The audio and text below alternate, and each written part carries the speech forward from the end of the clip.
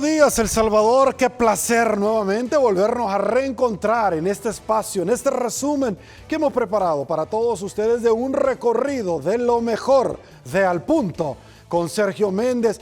Por supuesto, hemos preparado lo bonito, lo malo, lo feo, lo que usted no vio y lo que pudo haber visto. Se lo presentamos en ese recorrido que hemos preparado con la producción de Al Punto. Arrancamos inmediatamente porque el día lunes nos acompañó el señor presidente de la Asociación Nacional de la Empresa Privada, Javier Simán. Con él estuvimos abordando diferentes temáticas. Por supuesto, una de ellas es la degradación económica que muchas casas de riesgo como Moody's ha realizado para nuestro país, donde los bonos han caído en una categoría de bonos basura. El Salvador llega a un endeudamiento histórico nunca antes visto de un 70 cuando recibe en junio del año recién pasado la administración del presidente Nayib Bukele a un 94%, a 6 puntos de topar la tarjeta de crédito de largo plazo. No entrega el FODES pese a que la Sala de lo Constitucional de la Corte Suprema de Justicia le ha mandado resolución al Ejecutivo que lo entregue inmediatamente. Hablamos del clima de inversión que vive nuestro país. Hablamos precisamente de la baja que ha tenido nuestro país con relación a temas de corrupción, donde El Salvador es fiel ejemplo, al igual que Colombia en el mundo entero, de lo que no se tiene que hacer en corrupción e impunidad. Hablamos de todo, absolutamente de todo lo que usted desea conocer. A continuación, se lo presentamos.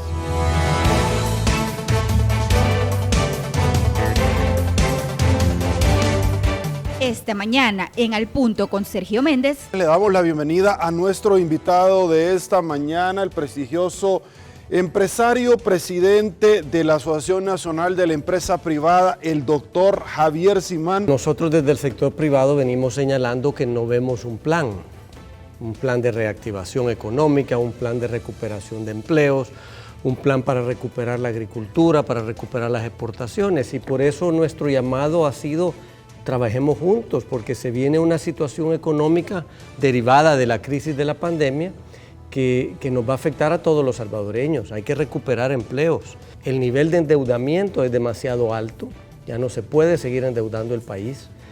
En los últimos 18, 19 meses al gobierno del presidente Bukele, la Asamblea Legislativa le ha aprobado todo lo que ha pedido de dinero, 3.800 millones de dólares.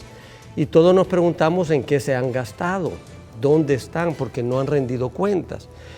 Va a ser una situación muy difícil para el país poder pagar esos préstamos. Hay una Comisión Nacional del Salario Mínimo que está conformada por sindicatos, sector privado y por Ministerio de Trabajo, y de acuerdo a un tratado internacional con la OIT, corresponde a ese ente tripartito decidir el salario mínimo, pero desde un punto de vista técnico, económico, no desde un punto de vista político.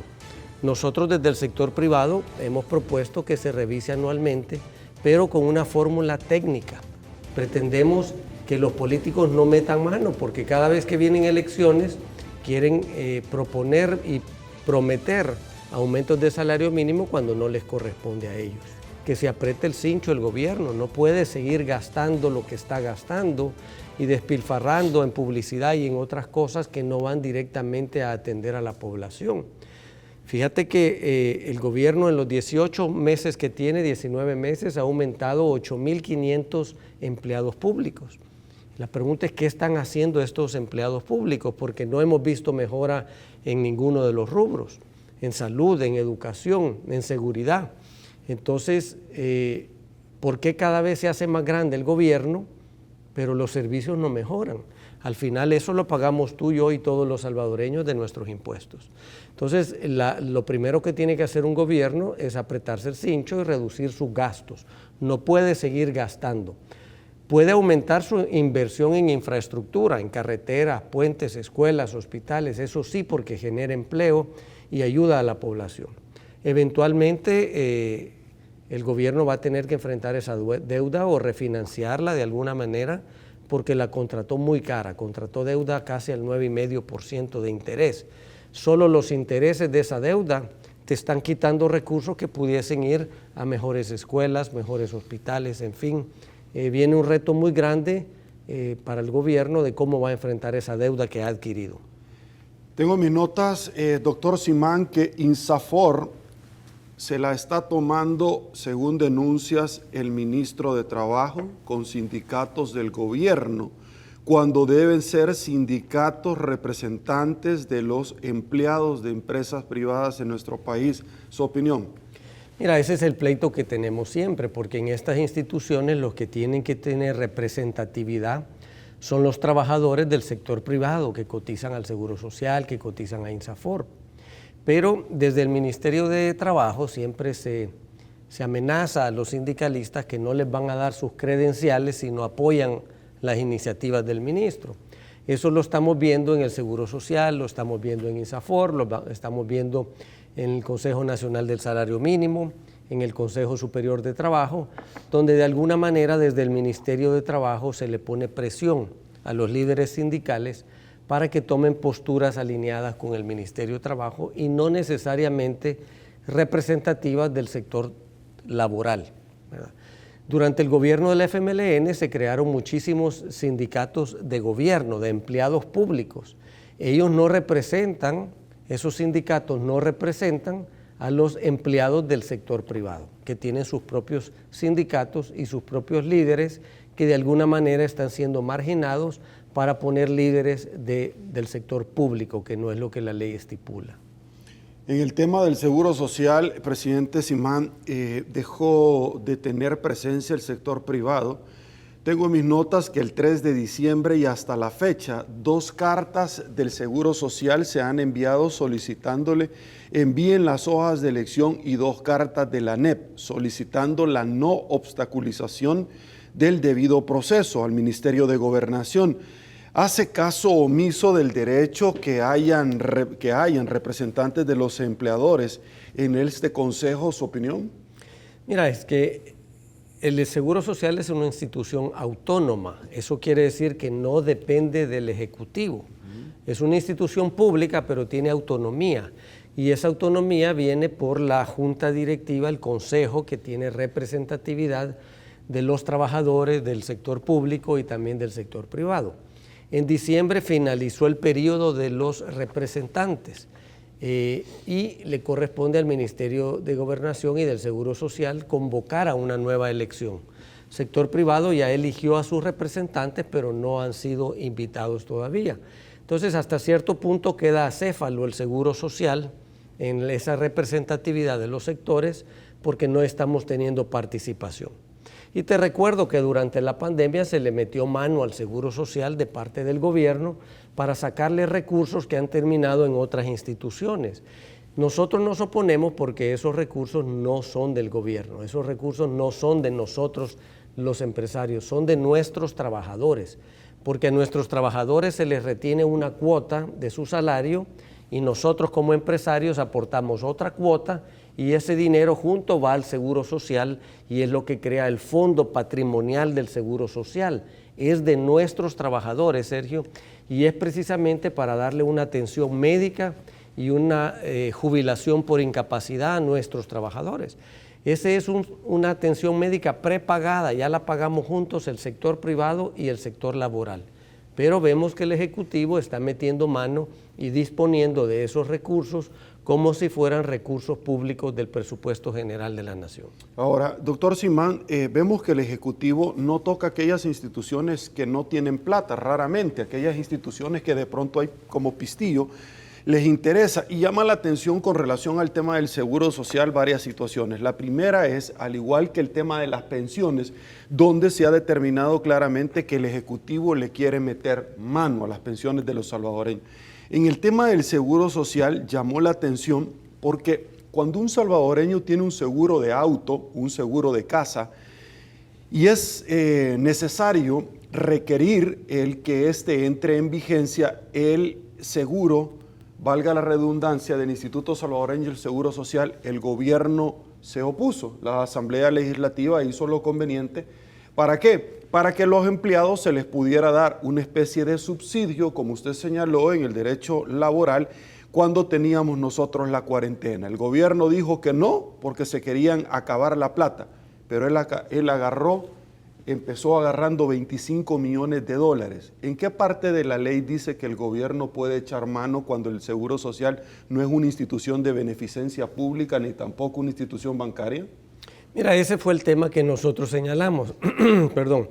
Corresponde al Seguro Social atender esos temas durante la cuarentena, durante la pandemia. Y nosotros señalamos que lo conveniente era inyectarle recursos al Seguro Social para que fuera el Seguro Social el que le diera a todos los trabajadores ese beneficio por la incapacidad durante la cuarentena. El gobierno se opuso, pero por su lado metió mano para sacar dinero para otras instancias. Mira, hemos visto cómo el gobierno en el manejo de los recursos no ha sido completamente transparente. Y la instancia con la cual nosotros los ciudadanos podemos solicitar información es el Instituto de Acceso a la Información Pública, que tú mismo has visto cómo el gobierno se lo tomó.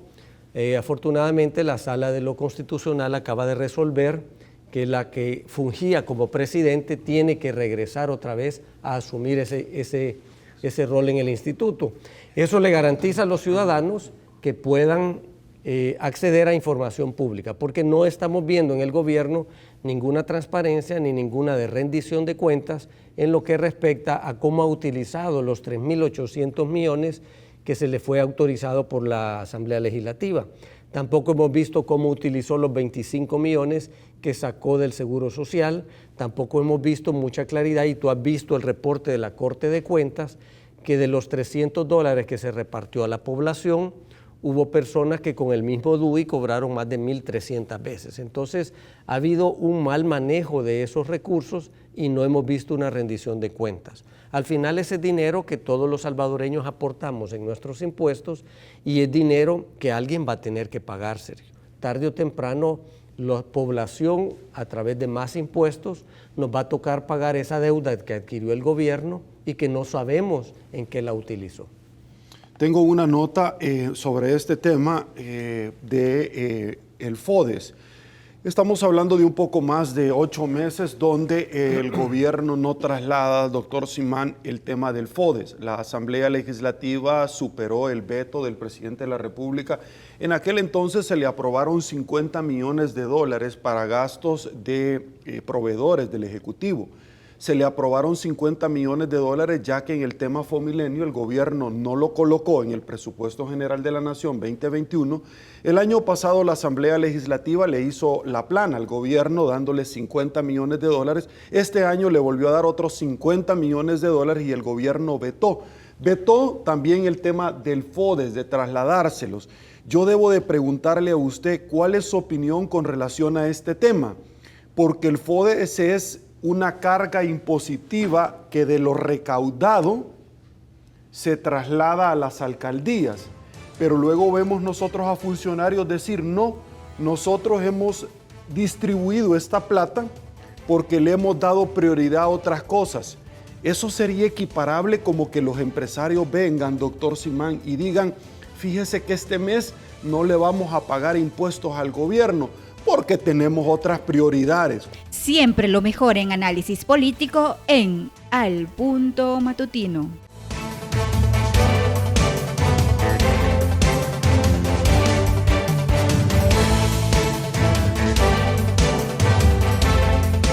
El día martes tuvimos la grata visita de dos profesionales de altura como el licenciado Ulises del Dios Guzmán, y también, por supuesto, hablamos con Ronald Umaña, destacado analista, abordando temas de coyuntura de actualidad, donde hicieron una valoración del fallido golpe de Estado hace un año, del 9 de febrero, donde irrumpieron la institucionalidad de nuestro país. El presidente, que ha querido matizar los hechos y en el mundo entero lo han cuestionado, donde ha ganado el repudio popular y la indignación de las masas, que es lo que dijeron los analistas. A continuación, se lo presentamos porque también abordaron la masacre de militantes del FMLN, donde el presidente quiso por todos los medios dar 1, 2, 3, 4 versiones. Al final detuvieron a los PPI asignados al ministro Frank Alaví, de los cuales le han dado instrucción con detención porque han determinado que hay elementos suficientes para sustentar razonablemente la participación, trayectoria balística, uso de armas de fuego, donde le arrebataron la vida a 2 miembros de los 5 del FMLN. Esta semana no fue suficiente porque en la jurisdicción de la Unión también un exmiembro de la comuna de la jurisdicción del FMLN también fue abatido a disparos por sicarios que lo llegaron a buscar a su casa. También en la jurisdicción de Texistepeque, miembro del PCN resultó también muerto en este atentado que recibieron a manos de miembros de entes aislados a la ley. Los casos de desaparición forzosa siguen a la orden del día sin dar respuesta del plan control territorial. ¿Qué nos dijeron? Se lo compartimos.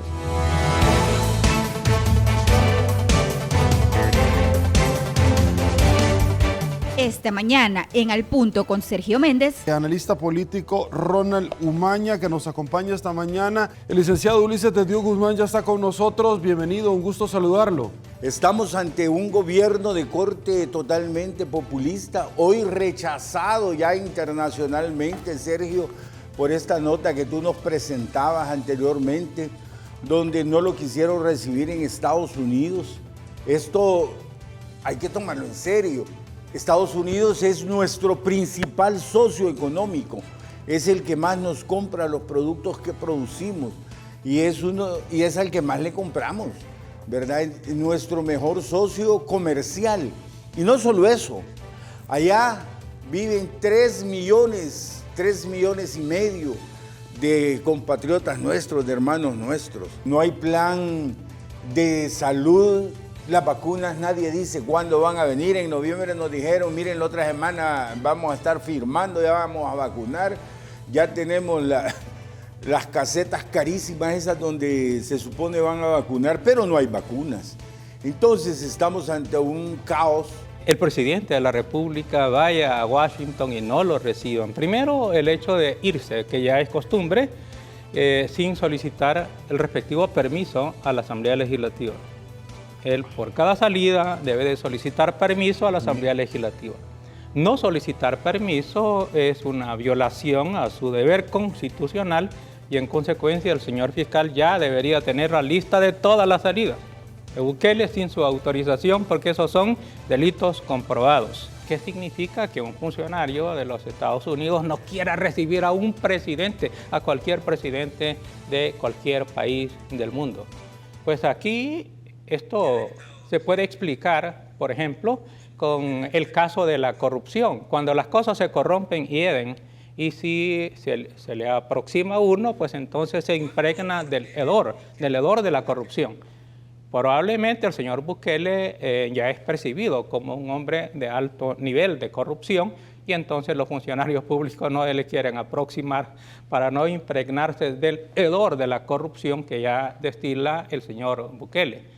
Pero además de eso, que ya es una cuestión en contra de él directamente, significa que los funcionarios de los Estados Unidos le están diciendo al presidente de El Salvador que hay algo pendiente en contra de él y que a su vez no es el camino, simplemente tratar de llegar con algunas sonrisitas, algunas mentiritas, que ya es su costumbre y que crea que con eso va a resolver el problema.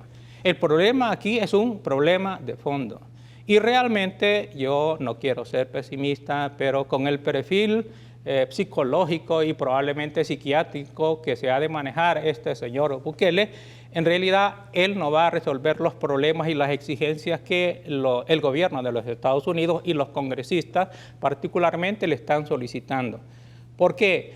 Porque la finalidad del señor Bukele al llegar a la presidencia de la República son básicamente dinero. ¿Cuánto dinero me va a quedar a mí en cada una de las jugadas que hace?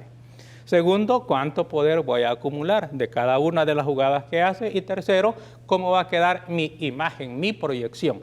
Con esas finalidades que son características de un megalómano, es decir, de una persona que solo piensa en sí mismo, que no tiene ni idea de lo que es la presidencia de la República, de la solidaridad, de la responsabilidad para con la sociedad, para con el Estado, pues entonces realmente lo que va a intentar hacer es burlarse de los funcionarios norteamericanos, que por supuesto no lo va a poder lograr porque los funcionarios norteamericanos están muy bien enterados de todo lo que está ocurriendo, mejor informados que la mayoría de los salvadoreños, y sobre todo algo muy importante y determinante, y es que los funcionarios norteamericanos no son focas y por tanto no caen bajo el embrujo del presidente Bukele. Pero el presidente Bukele, con ese problema de relaciones ya internacionales, nos está afectando a todos los salvadoreños.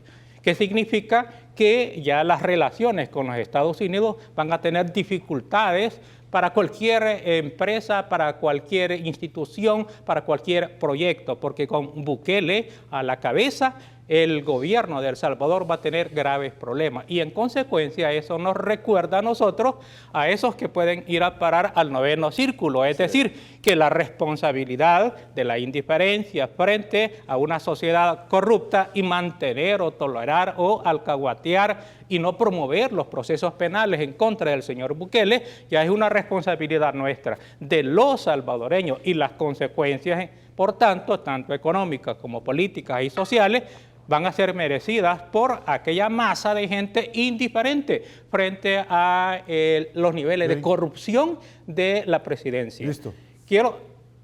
Doctor, aguánteme un ratito. Queremos seguir traslapando hacia el tema de lo que sucedió el 9 de febrero, porque está íntimamente ligado. De hecho, José Miguel Vivanco de Human Rights Watch puntualizó lo siguiente: mensaje muy importante de la administración de Joe Biden. Claramente, las condiciones han cambiado para él. Su popularidad en El Salvador no lo aísla del escrutinio legítimo en Washington sobre su historial de derechos humanos y respeto por el Estado de Derecho. Esto es lapidario, por su historial, por los antecedentes, por la fama de irrespeto a los derechos humanos y a la democracia. Tengo este video que lo vamos a dividir en 3 partes por lo amplio, lo voluminoso que resulta, para efectos de ilustración de lo que sucedió hace un año, el 9 de febrero, cuando el presidente de la República llega en una tarima a alebrestar a los simpatizantes que él había llevado, donde se le acuña que eran empleados que habían llevado del sector público y que precisamente les dice: vamos a sacar a estas personas porque no nos dan los votos, porque no nos aprueban, porque le dicen que tienen que aprobarle. Vamos a ir a la Asamblea Legislativa en torno a este tema. Para efectos de ilustración, se lo presentamos.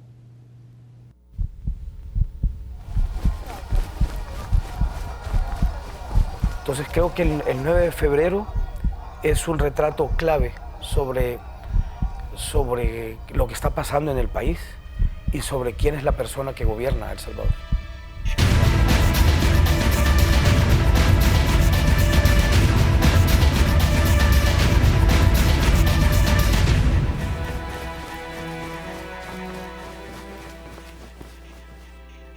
Desde hace varios días previos al 9 de febrero, el gobierno venía presionando por 2 préstamos en realidad. Era una presión muy fuerte por la aprobación de un préstamo de 109 millones de dólares que se pretendía contratar con el BESIE. Yo no había visto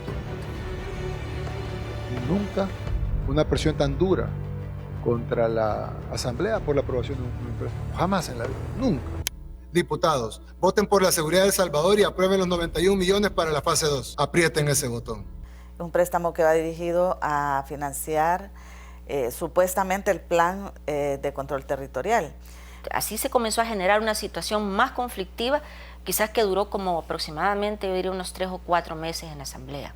Había falta de información y era muy claro que pretendía la adquisición de equipo y bastante tecnología para la cual incluso no hay una regulación específica. O sea, había que endeudarse más. Aparte de que en el endeudamiento del país estaba como en el 60% y pues ahora ya casi llegamos al 100% del Producto Interno Bruto. Siempre lo mejor en análisis político en Al Punto Matutino.